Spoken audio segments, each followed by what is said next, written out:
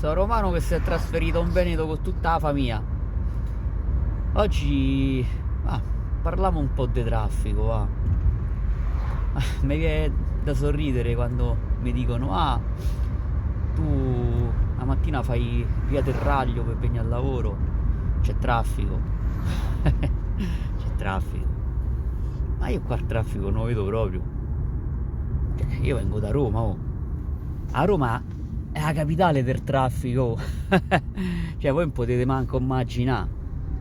Cioè, è così grossa, c'è così tanta gente che facile che conosci una persona e poi non la vedi più per tutta la vita.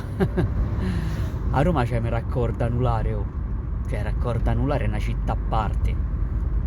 Cioè, sul raccordo anulare succedono cose che voi umani non potete neanche immaginare. Che sboro, veci. Qui se sta una favola, altro che traffico.